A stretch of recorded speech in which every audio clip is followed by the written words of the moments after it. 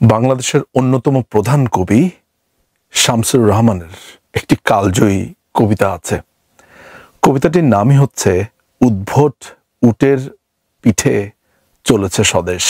কবিতায় কবির প্রবল কষ্ট কিছুটা অনুভব করা যায়। কবিতার দুটি লাইন ছিল এমন: উদ্ভট উটের পিঠে চলেছে স্বদেশ বিরানায়, মুক্তিযুদ্ধ হায় বৃথা যায় বৃথা যায় বৃথা যায়।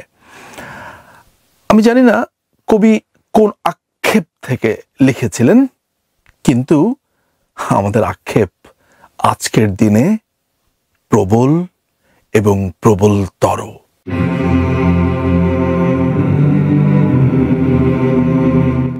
আমাদের রাষ্ট্রটা উটের উপর চলছে না গন্ডারের উপর চলছে, না গন্ডারের পেছনে চলছে, না জলহস্তির উপর দিয়ে চলছে, না হাতির উপর দিয়ে চলছে, আমরা আসলে এখনো বুঝতে পারছি না। আমরা জানি না এই দেশটিকে কে নিয়ন্ত্রণ করছে, আমরা জানি না এই দেশটি কিভাবে চলছে। গত 5ই অগাস্টের পরে এই পুরো দেশটি যেই অরাজকতায় ভরে গেছে, যে সহিংসতায় ভরে গেছে, এই দেশটি আদৌ চলছে কিনা এটিও নিশ্চিত না। আমার কথা আপনি বাদ দেন, আমার কথা আপনি ফেলে দেন। আমরা এই কথিত বা যাদের কোনো লিগ্যাল কোনো ধরনের কাঠামো নেই, কোনো ধরনের কনস্টিটিউশন অনুযায়ী যারা সরকার গঠনই করতে পারে না, তারা নিজেদেরকে ইন্টারিম গভর্নমেন্ট নাম দিয়ে এই রাষ্ট্রের বুকে চেপে বসেছে।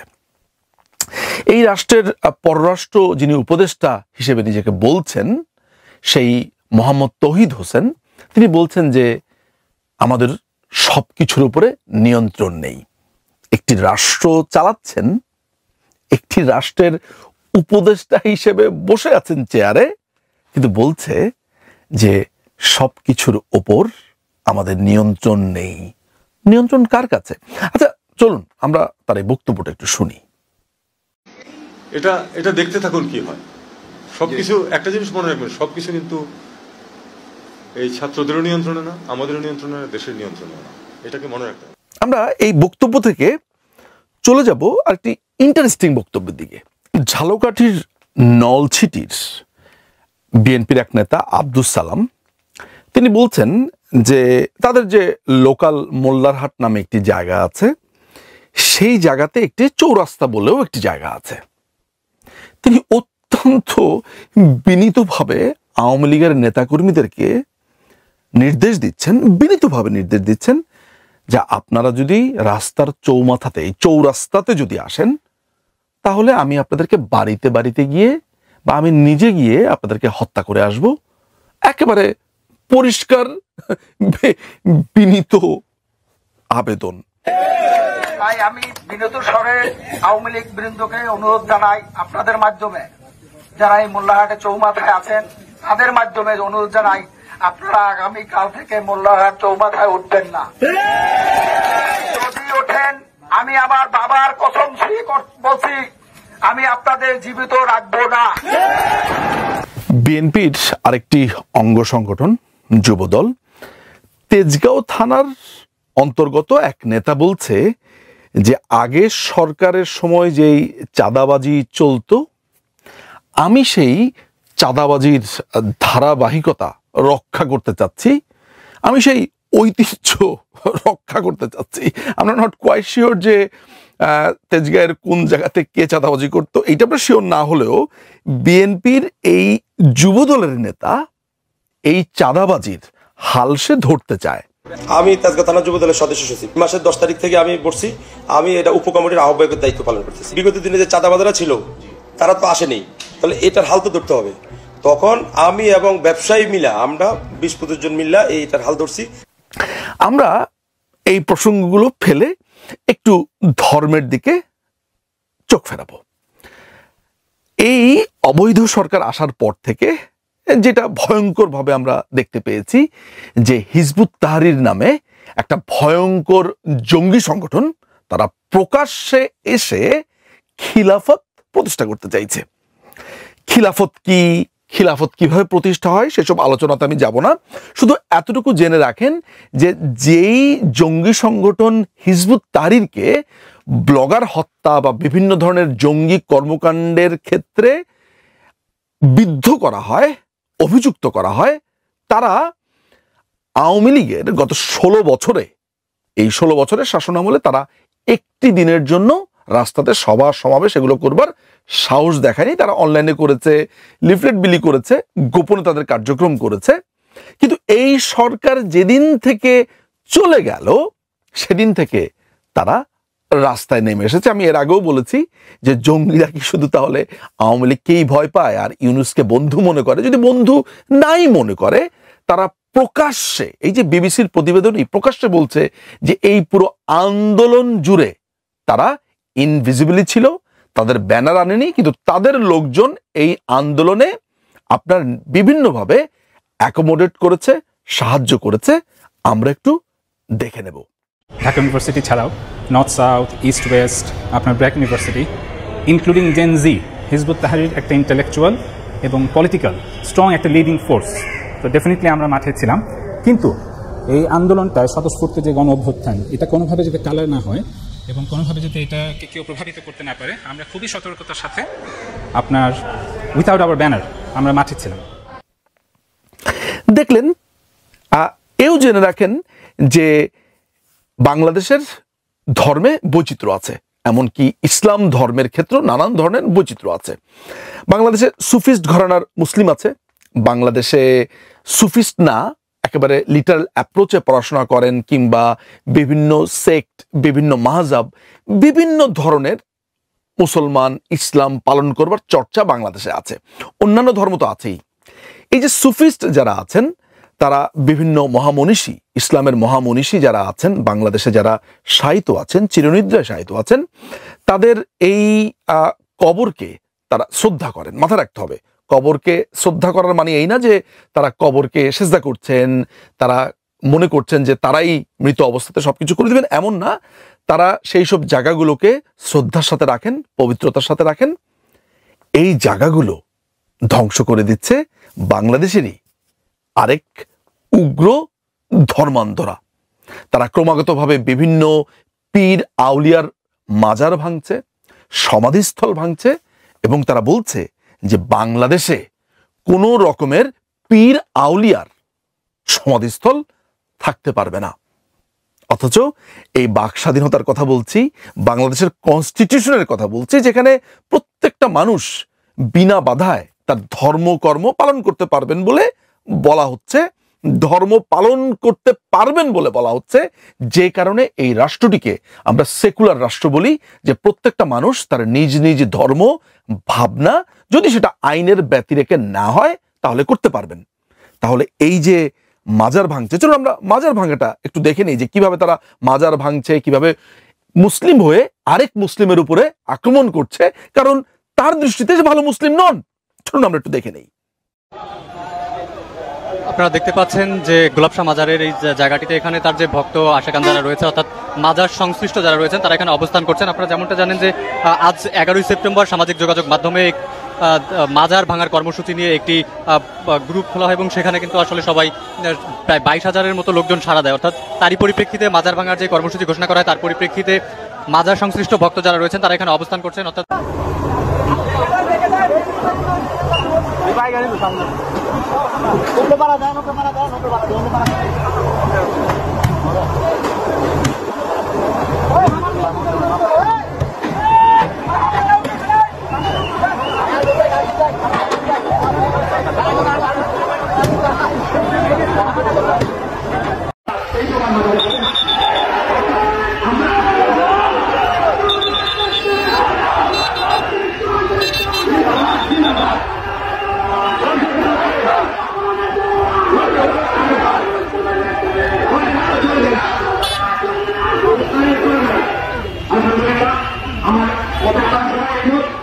এর থেকেও আরেকটু ভয়ঙ্কর ব্যাপার হচ্ছে, আরো বিস্ময়ের ব্যাপার যেটা হচ্ছে, সেটা হলো যে জামাতে ইসলাম নতুন চর্চা শুরু করেছে।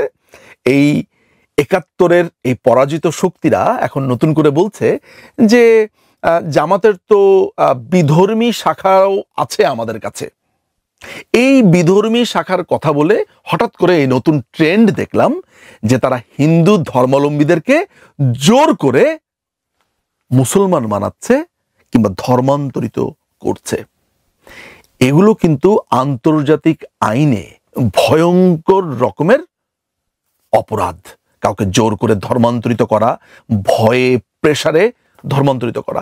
জামাতে ইসলাম বলছে যে তারা আল্লাহর দল, তারা ইসলামের দল, তারা ইসলাম পালন করে, ব্লা ব্লা ব্লা।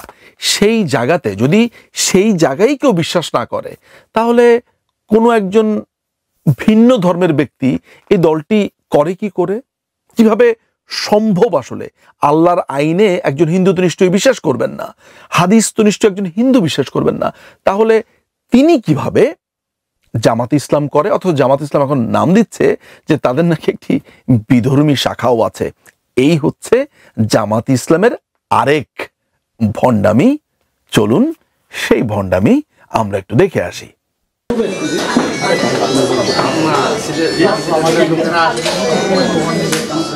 উৎসবমুখর পরিবেশে সম্পন্ন করতে মাগুরা জেলায় অমুসলিম কর্মী সমাবেশ করেছে দলটি। সনাতন ধর্মাবলম্বীরা যাতে আসন্ন দুর্গাপূজা যথাযথভাবে উদযাপন করতে পারেন সে ব্যাপারে কাজ করছে জামায়াতে ইসলামী।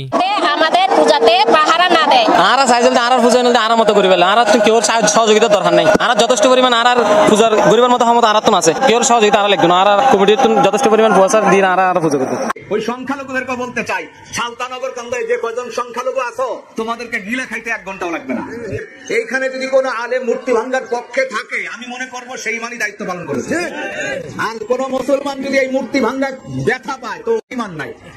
এই যে একটা মেইহেম চলছে, এই যে একটা সহিংসতা চলছে, এই সহিংসতার কোনো ভিডিও আপনি ধারণ করতে পারবেন না, এটা কোনো মিডিয়াতে আপনি দেখাতে পারবেন না।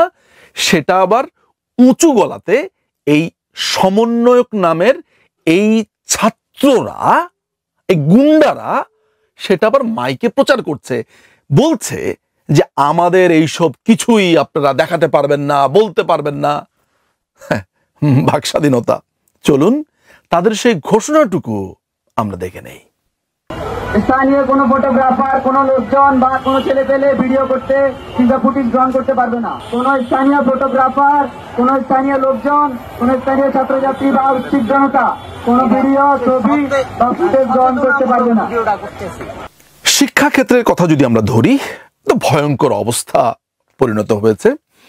প্রথমে এই শিক্ষাক্ষেত্রের একটা, ওই যে আমরা WWF এর রেসলিং দেখতাম না, সেটা একটু আমি আপনাদেরকে দেখাই। প্রথমে একটা ভিডিও আমরা দেখে নেই।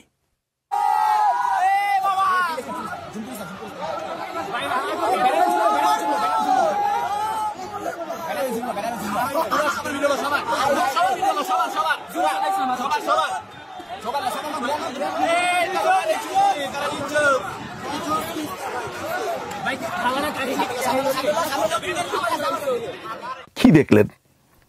একদল ছাত্র যারা বলছে তারা ঢাকা কলেজের ছাত্র, তারা আইডিয়াল কলেজে গিয়ে আইডিয়াল কলেজের গেট ভেঙে তাদের গেট নিয়ে রওনা দিয়ে দিয়েছে ঢাকা কলেজের দিকে। এই ছাত্র নামের যারা বলছে তারা বিপ্লবী, তারা অভ্যুত্থান করেছে, কি করেছে অভ্যুত্থানের পর? তারা একটি নিজেদের কলেজ থেকে, ঢাকা কলেজ, তাদের শক্তি প্রদর্শন করবার জন্য অন্য একটি কলেজে গিয়ে তাদের গেট ভেঙে নিয়ে এসেছে। কোনোদিন এই জীবনে, আপনার এই জীবনে এরকম দৃশ্য বাংলাদেশে কখনো দেখেছিলেন? আপনি আরো অনেক কিছুই দেখেন নাই। আসলে শিক্ষকদেরকে কি ভয়ঙ্কর ভাবে অপমান করেছে। হাজার হাজার শিক্ষককে চর দিয়ে, লাঠি দিয়ে, বেত দিয়ে পিটিয়ে, শিক্ষক, যেই শিক্ষক আপনাকে শিক্ষা দিচ্ছে, যেই শিক্ষক আপনার পরম শ্রদ্ধার থাকার কথা ছিল, সেই শিক্ষককে পেটাচ্ছে ছাত্ররা, পদত্যাগে বাধ্য করছে, অপমান করছে, লাঞ্ছনা করছে, এমনকি তাকে হত্যার দিকেও টেনে নিয়ে যাচ্ছে। আমরা এই যে শিক্ষকদেরকে অপমান করছে, আমরা স্ক্রিনে সেই অপমানের কিছু দৃশ্য দেখতে চাই।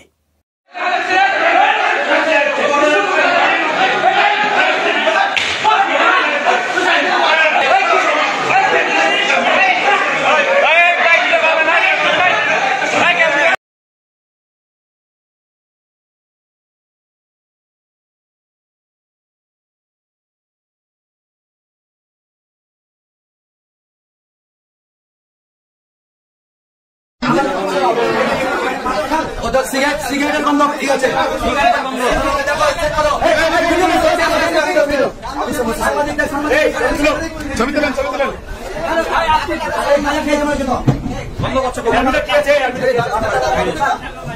বাপের টাকা দিয়ে মাদক খান, আপনার বন্ধ দেখে বন্ধ হচ্ছে। এই মাদক অফিসে খাচ্ছে, অফিসে মাদক। আমরা বাংলাদেশকে মাদক মুক্ত বাংলাদেশ করতে চাই। তারই ধারাবাহিকতা হলে একটা অফিস থেকে এখন পদত্যাগ করে দিন। আর ওই অফিস সিগারেট খাচ্ছে, অফিস করতে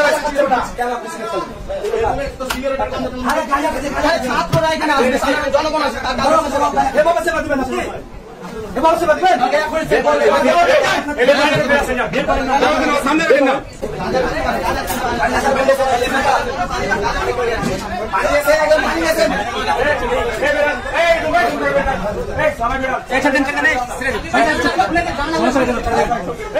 দেখেছেন তো নিশ্চয়ই আপনার কষ্টে অপমানে দগ্ধ হচ্ছেন, দগ্ধ হবেন না। এই দেশে আপনার যদি বিস্মিত হবার ক্ষমতাকে আপনি রোধ করতে না পারেন তাহলে আপনি কষ্টেই মারা যাবেন। সুতরাং কিছু দেখেই আপনার বিস্মিত হবার প্রয়োজন নেই, শুধু দেখে যান এই কথিত স্বাধীন দেশে কি হচ্ছে। আপনি কোনোদিন এটা দেখেছেন যে বাংলাদেশে একজন চিকিৎসক পেছনে সেনাবাহিনী দাঁড়িয়ে আছে রাইফেল নিয়ে, যুদ্ধ সাজে দাঁড়িয়ে আছে, আপনাকে গার্ড দিচ্ছে আর আপনি চিকিৎসা সেবা দিচ্ছেন? আসলে এইভাবে চিকিৎসা সেবা দেওয়া যায় যে পেছনে অস্ত্র নিয়ে দাঁড়িয়ে আছে, আপনাকে চারদিকে নিরাপত্তা দিচ্ছে, আপনি সেখানে রোগী দেখছেন? কিন্তু এই অবস্থা হলো কি করে? হলো এ কারণে যে ঢাকা মেডিকেল কলেজে এসে এই ছাত্র সমন্বয়ক নামের গুন্ডারা আক্রমণ করেছে এবং ডাক্তাররা বলেছেন তাদেরকে যথাযথ নিরাপত্তা না দেওয়া হলে তারা চিকিৎসা সেবা দেবেন না। এরপরে সেনাবাহিনী সেখানে নিয়োগ হলো, তাদের চারপাশে সেনাবাহিনী দাঁড়িয়ে আছে, তারা চিকিৎসা সেবা দিচ্ছে। এই ঘটনার পরপর আবার আক্রমণ হলো কক্সবাজারে। একজন চিকিৎসককে পিটিয়ে প্রায় মেরেই ফেলেছে তারা।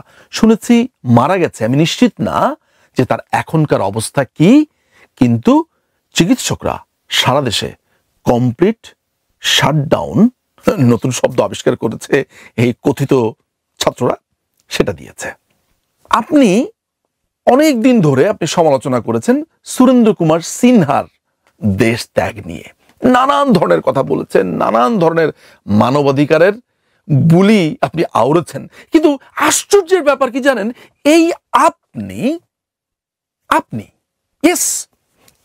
আপনি কোনো কথাই বলছেন না যখন এই কথিত গুন্ডা হাসনাত নামে যে ছাত্র সমন্বয়ক আছে, হাসনাত আব্দুল্লাহ, সে বলছে এই দুপুরের ভেতরেই প্রধান বিচারপতিকে তার পদ থেকে সরে যেতে হবে, রীতিমতো হুমকি। আবার এই লোকই সন্ধ্যা 6টার ভেতরেই পরবর্তী প্রধান বিচারপতি কে হবে সেটা নির্ধারণ করে দিচ্ছে। চলুন আমরা এগুলো একটু দেখে নেই, এগুলো স্ক্রিনে দেখে নেই, এগুলো অন রেকর্ডে থাকা প্রয়োজন। কিন্তু আপনি কিন্তু কোনো উচ্চবাচ্য করছেন না, আপনি কিন্তু কোনো প্রতিবাদ করছেন না। আপনার সমস্ত প্রতিবাদ আওয়ামী লীগ কি করেছে, আওয়ামী লীগ কি করেছিল সেটি নিয়ে। আপনি এখন মুখের ভেতরে একটা বড় ছিপি নিয়ে বসে আছেন। আইদার আপনি বাকরুদ্ধ হয়ে গেছেন, তা না হলে আপনার ইগোর যন্ত্রণাতে বলতে পারছেন না, স্বীকার করতে পারছেন না, তা না হলে আপনি একটা আস্ত ভোদাই রাম ছাগল, কারণ আপনি আসলে বুঝতেই পারছেন না কি হচ্ছে। আপনি বোঝেন, আসলে লাস্টেরটা হওয়ার সম্ভাবনা একেবারেই কম, আপনি ঠিকই বোঝেন, ইগোর কারণে বলতে পারছেন না যে কি হচ্ছে এসব। আমরা আজকে দুপুর 1টা পর্যন্ত তাদেরকে সময় দিচ্ছি। আজকে দুপুর 1টার মধ্যে প্রধান বিচারপতি সহ অন্যান্য বিচারপতি যদি পদত্যাগ না করে তাহলে তাদেরকে আমরা গণভবনের চিত্র মনে করিয়ে দিতে চাই। আমরা যেহেতু আমাদের যে বর্তমান যাকে বিচারপতি নিয়োগ দেওয়া হয়েছে, আজকে যিনি শপথ গ্রহণ করেছেন, আমাদের জায়গা থেকে একটি দাবি ছিল, প্রত্যাশা ছিল যে উনাকে বিচারপতি নিয়োগ দেওয়া হোক। আমাদের কথা অনুযায়ী, আমাদের দাবি অনুযায়ী যেহেতু তাকে আজকে শপথ পাঠ করানো হয়েছে, প্রধান বিচারপতি হিসেবে নিয়োগ দেওয়া হয়েছে, ছাত্র নাগরিকের পক্ষ থেকে আমরা এই অন্তর্বর্তীকালীন সরকারকে আমরা ধন্যবাদ জানাই। শুধু তাই না, এই বিচার ব্যবস্থার কথা বলছেন, সেনাবাহিনী গাড়ি নিয়ে বসে আছে, সেই গাড়ির সামনে এসে পেটাচ্ছে, এত বড় লাঠি নিয়ে এসে বড় এক বাড়ি, সেনাবাহিনী বসে বসে রং তামাশা দেখছে।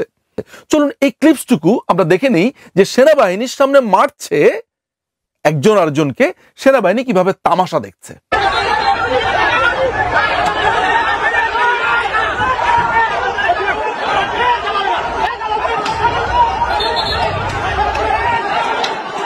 অবশ্য তারা রং তামাশাই দেখে, রং তামাশা দেখাই সম্ভবত তাদের কাজ, এটাই আমার কাছে অন্ততপক্ষে এখন এসব চিত্র দেখে মনে হচ্ছে।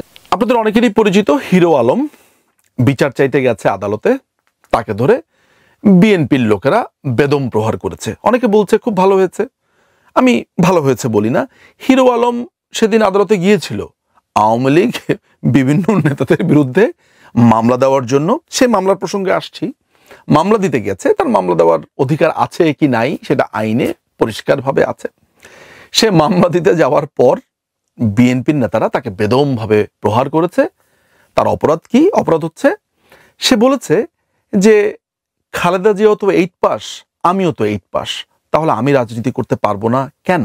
তারেক রহমানকে সমালোচনা করেছে। খুবই ভ্যালিড কোশ্চেন, কিন্তু এই ভ্যালিড কোশ্চেন বিএনপির নেতৃবৃন্দ বুঝবে কেন?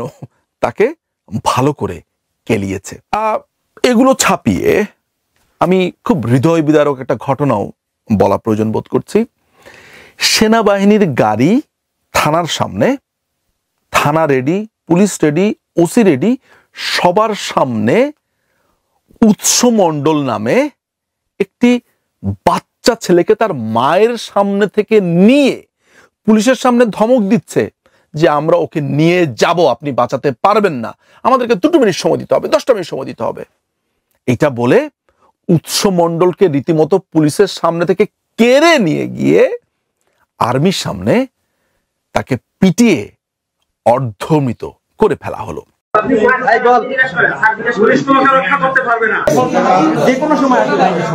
স্যার আপনার কিন্তু এখানে পুরোপুরি পুলিশও নাই স্যার, ওদের যে অবস্থা, ওরা কোন সময় ভিতরে কথা বলতেছে, আমাদের কথা শুনতেছেন, আলাদা আসেন নাইলে মানে এটা কন্ট্রোল করা পসিবল না। আচ্ছা তাহলে আমরা প্রোটেক্ট স্যার সামনে গিয়ে যদি আপনি না না না আগে সামনে গেলে সমস্যা। অনেকে স্যার মানবে না মানবে না না সে একা গেলে তার কথা মানবে না। ঠিক আছে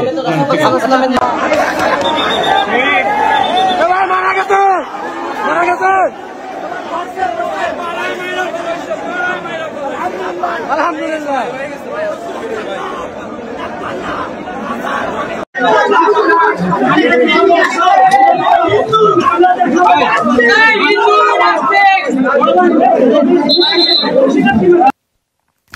পরে জানা গেল যে উৎসমণ্ডল মারা যায়নি, সেনাবাহিনীর আবার খুব ইগোতে লেগেছে, প্রচন্ড। তাদের তো আবার ইগো প্রবল। তাদের সামনে উৎসমণ্ডলকে পেটালো, ঠেকাতে পারলো না, কিন্তু আবার ঠিকই ঘোষণা দিয়ে বলছে যে আমাদের বিরুদ্ধে এমন অপপ্রচার করা হচ্ছে, উৎসমণ্ডল বেঁচে আছে। হাসবো না কাঁদবো না কষ্টে দগ্ধ হব বুঝতে পারছি না। যদি এই অপমান বোধটা থেকে থাকে তাহলে আপনাদের অর্থাৎ সেনাবাহিনীর গাড়ি থাকার পরেও এই মবকে আটকাতে পারলেন না কেন? জানি না, উত্তর নাই। আমি এও জানি না উৎসমণ্ডল এখন কোথায় আছে, কেমন আছে। শুনেছি তার 2টো চোখ আশঙ্কাজনক অবস্থা, অন্ধ হয়ে যেতে পারে, আর অনেকটা মৃত প্রায় আর কি, বাচ্চা একটি ছেলে। কিন্তু মজার ব্যাপার হচ্ছে যে এই বাচ্চা ছেলের অপরাধটা কি? বলা হচ্ছে ধর্ম অবমাননা করেছে। সেই এজাহারটুকু আমি দেখলাম। এই এজাহারটা এমন একটা অদ্ভুত এজাহার যে উৎসমণ্ডল কটূক্তি করেছে, কিন্তু কি কটূক্তি করেছে সেই এজাহারে নেই। আমরা স্ক্রিনে হয়তো বা দেখতে পাচ্ছি সেই এজাহারটা, কিন্তু আশ্চর্যজনক হচ্ছে এজাহারের মতো কোথাও লেখা নেই কি কটূক্তি করেছে। হাওয়ায় তলোয়ার চালাচ্ছে, অর্থাৎ একজনকে জাস্ট তার মায়ের সামনে থেকে তুলে নিয়ে আসেন, রাস্তা থেকে তুলে নিয়ে আসেন, খালি বললেই হলো তিনি ওই অপরাধ করেছেন, বাস এতটুকুই যথেষ্ট। তিনি কি অপরাধ করেছেন, আদৌ অপরাধ করেছেন কিনা কারো জানা নেই। ঠিক যেমন জানা নেই রাস্তাতে এই হেঁটে চলা এই নারীদের অপরাধ কি। এক লোক যত নারীকে দেখছে, কখনো কক্সবাজার, কখনো শ্যামলী, কখনো বিভিন্ন জায়গাতে সে পিটিয়ে বেড়াচ্ছে। কারণ কক্সবাজার একটা পর্যটন শহর, এখানে নানান জায়গা থেকে নানান ধরনের মানুষ আসে ঘোরার জন্য। এমন কোনো আইন বাংলাদেশে নেই যে পার্টিকুলার রাত এতটার পরে কোনো নারী বাইরে থাকতে পারবে না, কিন্তু বাংলাদেশে এটা হচ্ছে। এটা অনেকটা আফগানিস্তানের মতো অবস্থা। বিচের পারে সি বিচ রাত্রেবেলাতে মানুষ যাবে, সি বিচ দেখার জন্য রাত্রেবেলাতে যাবে। এক নারীকে পেটাচ্ছে, হুমকি দিচ্ছে, বলছে এত রাতে আপনি রাস্তার বাইরে কি করেন। মনে হচ্ছে একটা মধ্যপ্রাচ্যের কোনো একটা ভয়ঙ্কর জায়গাতে আমরা আছি, বিশেষ করে আফগানিস্তানের মতো একটা জায়গা আছি, বা ওই মিডল ইস্টের যেসব জায়গাতে এরকম মানুষকে পেটায়, হাত কেটে দেয়, এরকম একটা জায়গাতে আছি যে রাত্রে বের হওয়া যাবে না। কোন আইনে আছে একজন নারী রাত্রে বের হতে পারবেন না? তার অপরাধ কি? অপরাধ কোথায় প্রমাণিত, বা অপরাধটা যে করেছে এটাই বা এই ব্যক্তি জানে কিভাবে? শুধু সেনাবাহিনীকে আবার আমরা বলছি যে সেনাবাহিনী রক্ষা করতে পারছে না, কিন্তু সেনাবাহিনীর হেফাজতে দুজনকে পিটিয়ে মেরে ফেলা হয়েছে। গোপালগঞ্জে যারা প্রতিবাদ করেছিল, গোপালগঞ্জে যারা এই বিভিন্ন অন্যায়, অনিয়ম, এই অবৈধ সরকারের বিরুদ্ধে প্রতিবাদ করেছিল, তাদের অনেককেই ধরে নিয়ে যাওয়া হয়েছে এবং ধরে নিয়ে হেফাজতে হত্যা করা হয়েছে। এটা নিয়ে মানবাধিকার কর্মীদের কোনো আওয়াজ নেই। এটা নিয়ে মানবাধিকার কর্মীদের এই যে এতদিন ধরে চিল্লিয়েছে আওয়ামী লীগ এই করেছে সেই করেছে, তাদের কিন্তু কোনো আওয়াজ নেই, কেউ কোনো কথা বলছে না। জাতিসংঘ নেই, আমেরিকান এম্বাসি নেই, কেউ নেই। এটি একটি যৌথ প্রযোজনা। আমি তোমার পিঠ চুলকে দেব, তুমি আমার পিঠ চুলকে দেবে। আর বাংলাদেশে হচ্ছে ব্যাপারটা এমন, আমি খুন করে বসবো, আমি খুন করে ফেলবো আমার হেফাজতে, তুমি কোনো কথা বলবে না। বৈষম্য নিয়ে আমরা কথা বলেছি। বৈষম্য বিরোধী জোট নাম দিয়েছে, কিন্তু এর শেষ কোথায়? এক ভদ্রমহিলা, তার নাম ফাতেমা তাসনিম, সে নিজেকে পরিচয় দিল যে এই কথিত উপদেষ্টা নাহিদ ইসলামের বোন। নাহিদ ইসলাম মিডিয়ার সামনে এসে বলল যে তারা শুধু দুই ভাই, তার কোনো বোন নাই। কিন্তু আল জাজিরার একটা প্রতিবেদন আমরা দেখতে পেলাম, পরিষ্কার করে এই নারী অর্থাৎ এই ফাতেমা তাসনিম বলছে যে তিনি নাহিদ ইসলামের বোন। আমরা ওই আল জাজিরার ওই কাটিংটুকু একটু দেখে নেই, তাহলে আপনাদের জন্য একটু পরিষ্কার হবে। We are all under constant surveillance. Today in the late afternoon, দেখলেন তো পরবর্তী সময়ে এসে কি বলল বা কি বলা হলো, যে নাহিদের দু ভাই, কোনো বোন নেই। সেই ভদ্রমহিলা এসে বললেন যে নাহিদকে তিনি ভাই ডেকেছেন, সাংগঠনিক ভাই, রাজনৈতিক ভাই ডেকেছেন। ভালো কথা, রাজনৈতিক ভাই আমরা বুঝে নিলাম। এই রাজনৈতিক ভাই হবার কারণেই কি এই ফাতেমা তাসনিমের কানাডার এমবেসিতে চাকরিটি হয়েছে? এটা বোঝার জন্য বোধ করি আপনাকে অনেক বড় বিজ্ঞানী হতে হবে না, অনেক বড় সায়েন্টিস্ট হতে হবে না। আপনি এবং আমরা বোধ করি সবাই বুঝতে পেরেছি যে নাহিদকে তার হসপিটালে থাকা, তার এই সেবা করা, তাকে তার সাথে সাথে থাকা, তাকে ভাই ডাকা, তেল মারা, এসব কারণেই এই ফাতেমা তাসনিমের চাকরি হয়ে গেছে কানাডাতে। অথচ আমরা বৈষম্য লোপ করবার গল্প বলছি। বৈষম্য লোপ দেখে নিন, স্ক্রিনের ভিতরেই দেখতে পাচ্ছেন। দেখে নিন যে এই ছাত্র সমন্বয়ক নাম দিয়ে আবার মোটরসাইকেলের নাম্বার প্লেট লাগিয়েছে। মানে তার নাম্বার প্লেটের কোনো দরকার নেই, তার নাম্বার প্লেটের কোনো প্রয়োজন নেই, তার শুধু ছাত্র সমন্বয়কের একটা প্লেট তার মোটরসাইকেলে থাকলেই হবে। খোদ যারা আন্দোলন করেছে তাদের পক্ষ থেকে অভিযোগ এসেছে যে যেই কোটার বিরোধী তারা আন্দোলন করলেন, লাভ কি হলো? এখন ক্রমাগত চুক্তিভিত্তিক নিয়োগ দেওয়া হচ্ছে। চুক্তিভিত্তিক নিয়োগ মানে কি? আমার কাউকে পছন্দ হলো, আমি তাকে 3 বছর, 2 বছর, 4 বছর মেয়াদি তাকে চাকরি দিয়ে দিলাম। কোনো ধরনের সেটার জন্য পরীক্ষার দরকার পড়ছে না, কোনো ধরনের এক্সাম পরীক্ষা কিচ্ছুর দরকার পড়ছে না। সেই লোক সেটার জন্য যোগ্য কিনা সেটারও প্রয়োজন পড়ছে না। শুধুমাত্র চুক্তি করো, আমার পরিচিত, চাকরি দিয়ে দাও, দ্যাটস ইট। এই বৈষম্য বিরোধী আন্দোলন করা লোকগুলো কোটার বিরুদ্ধে কথা বলেছে, অথচ এই সমন্বয়কদের মধ্য থেকে দুজনকে, কোটার মধ্য থেকে দুজনকে উপদেষ্টা বানিয়ে দেওয়া হলো, এটাও কোটা। তারপরে বলা হচ্ছে যে এই পুরো আন্দোলনের মাস্টার মাইন্ড ছিল মাহফুজ আব্দুল্লাহ নামে বা মাহফুজ আলম নামে 1 ভদ্রলোক।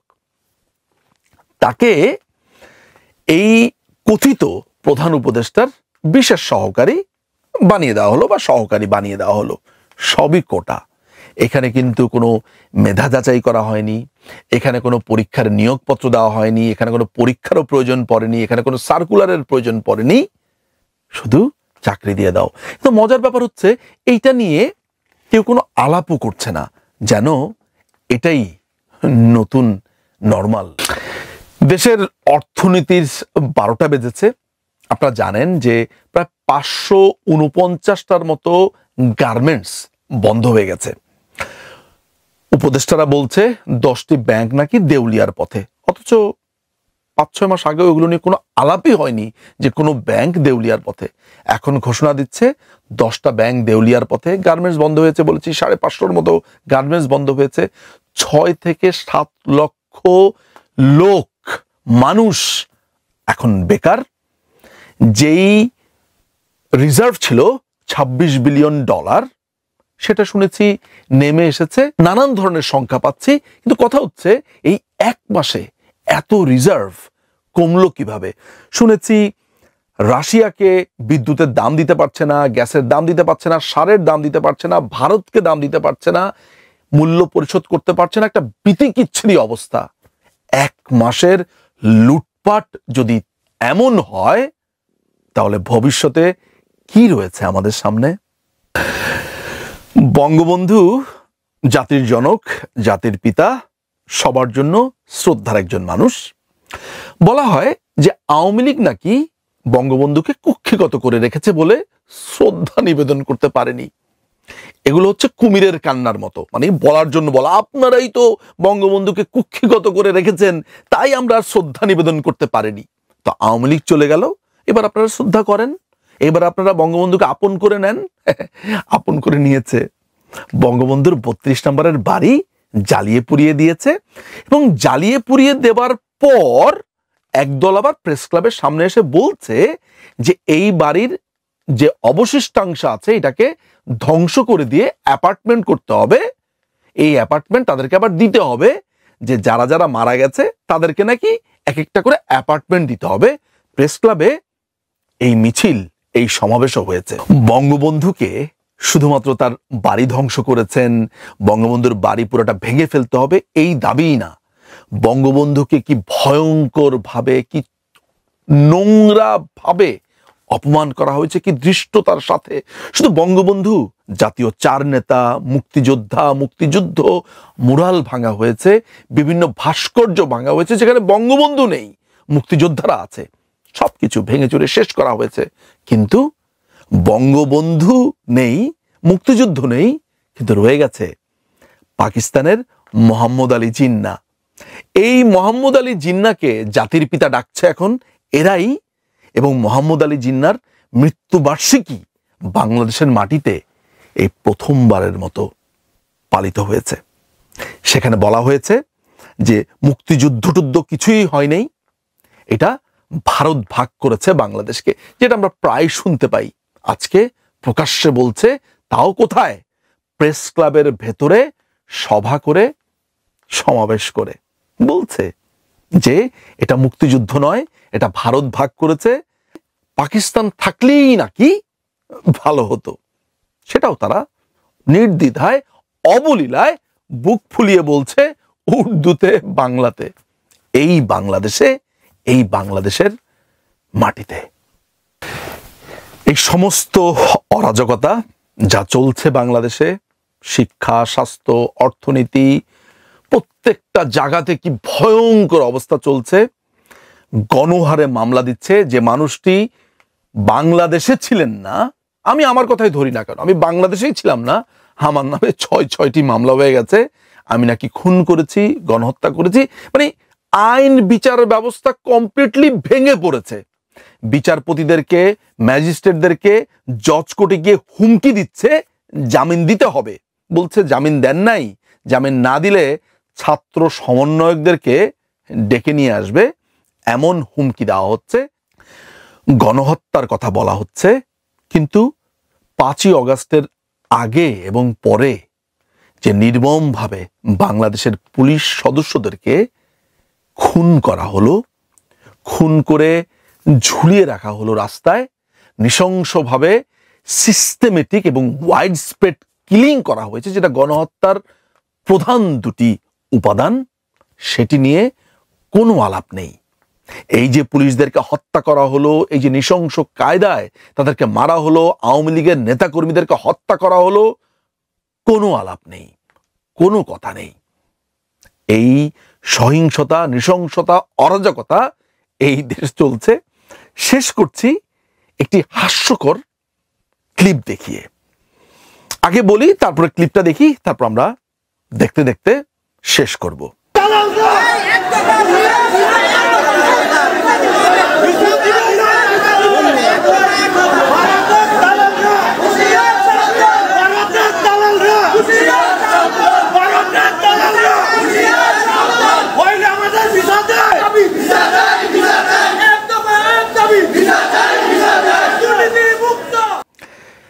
ভারত বাংলাদেশের যে ভিসা দেওয়া সেটা আপাতত স্থগিত করেছে দেশের নানাবিধ এইসব অবস্থা দেখে বা তাদের পলিসিগত কারণে।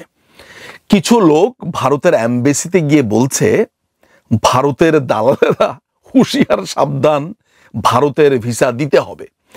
মানে একটি দেশের এমবেসিতে গিয়ে সেই দেশকে গালিগালাজ করছে, সেই দেশের সামনে গিয়ে বলছে ভারতের দালালেরা হুঁশিয়ার, সাবধান, কিন্তু ভিসা দিতে হবে। কি অদ্ভুত একটা জাতি আমরা, তাই না? এই হচ্ছে বাংলাদেশ, এই হচ্ছে আজকের এই রক্তাক্ত এবং অরাজক বাংলাদেশ। কেমন বোধ করছেন আপনি? ভালো লাগছে?